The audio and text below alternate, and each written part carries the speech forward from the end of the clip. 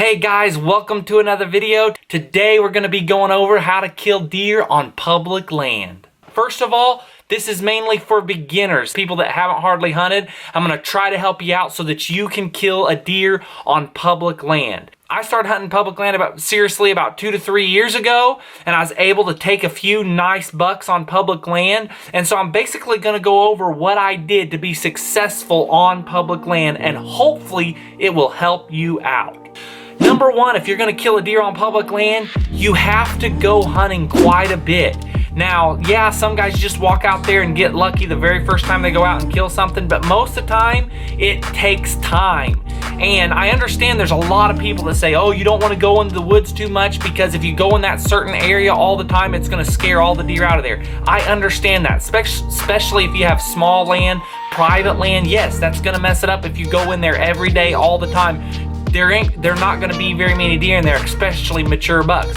But on public land, most of the time, people have a lot of public land around them, and there's a lot of acres. So you can go and learn so much about hunting on public land. So the number one tip, if you're going to kill deer on public land, you need to go hunting and go a lot. You need to scout a lot. Get out in the woods and figure out where you want to go, where the most deer are, and what you're going to do to kill deer. The very first year that I went hunting up on public land, there was like 2 to 3 days that I went up before season and looked around and just walked and walked and walked. And I found some areas that looked really good to kill deer in and looked like there was a lot of sign in and looked like had a good population of deer. And so I already, before season even got there, I had some really good ideas where to go. Then once I got there for regular season, some things had changed, some things had switched around, and so I just kept hunting, and finally I kept going from place to place to place, and I finally found a place where there were some mature bucks. But the only way that happened was that I went hunting a lot. You can do it, but it's going to be very hard killing a deer if you only go 2 to 3 times a year on public land. More than likely, you're not going to have very much luck. It's good to go hunting and go a lot. Now, the second tip that I want to give you if you're going to kill deer on public land, I think being elevated in a tree and hunting out of a deer stand is very important for beginners. Yes, I know people can kill deer on the ground. I know you can get in a blind. I know some people get in a goalie suit and they hunt off the ground. But when you're first starting out, I'm telling you, it is difficult to kill a deer on the ground. You can get away with so much more movement in a stand than you can on the ground. And I've seen several first-time hunters, and matter of fact, even when I was a kid, 12 and 13 years old, and I even grew up hunting, sometimes if I didn't have time, I'd just grab my bow and I'd run out there and just sit by a tree. And there's nothing wrong with that. That's fun. But if you're going to be successful, I really feel like being elevated in a tree, you will have a better chance of killing a deer, especially killing a buck, if you are elevated in a tree. A lot of guys start out trying to hunt off the ground, and if you don't have a stand, that's fine. Go ahead. You can learn a lot about hunting sitting on the ground, but if you can hunt on a stand, I promise you, it will take your percentage of killing a deer so much higher just being elevated in a tree. One of the first times that my dad ever took me hunting, I was like 11 years old. I remember a doe had walked real quietly right up on us before we even realized it was there. So I stood up, my bow was hanging behind me, I turned all the way around, and the doe was probably 15 steps from me, turned all the way around, grabbed my bow, turned all the way back around, pulled my bow back and shot that doe when I was 11 years old. And I moved all over the place up there, but the deer just do not see you in the stand near as much. So if you're a beginner and you're just getting ready to start hunting and you want to kill a deer, what you need to do, you need to invest in getting you a stand so you can get up in a tree so that you can have better luck in killing a deer.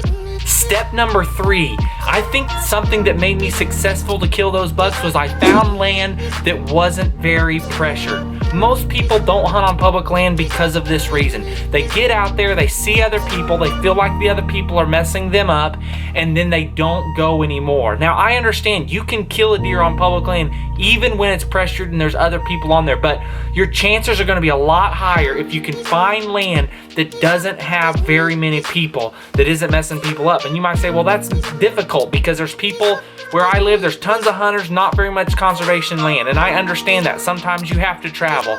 What I did was I went and researched several different places, and I found some places where there wasn't very many people hunting. When I went to Kentucky, I went to a piece of land, and when I got to the land, there wasn't any cars there, and I hunted a few days, and the times that I was there, the whole time I was there, I hunted like 4 days, I only saw one other car that came by. So on that situation, I just got lucky. But the buck that I killed in Missouri on public land, there was like 3 different mornings that there was 2 or 3 other people in there, and matter of fact, one morning people walked right past me, and so that can be very aggravating. But there's some land where there's just a lot of people and it's very difficult. But if you keep doing research and go to different public lands at different when season gets close, sooner or later you can find one that people just are not going to very often. If you can find less pressured land, you're gonna have a lot better luck. And once again, what does that go back to? It goes back to step number 1. You have to go a lot and you have to scout a lot, not only for deer, but for people. The less people, the better chance you're gonna get on killing a deer. All right, step number 4, subscribe to this channel and I'll tell you how to kill a deer. Just kidding. Step number 4 is don't be lazy.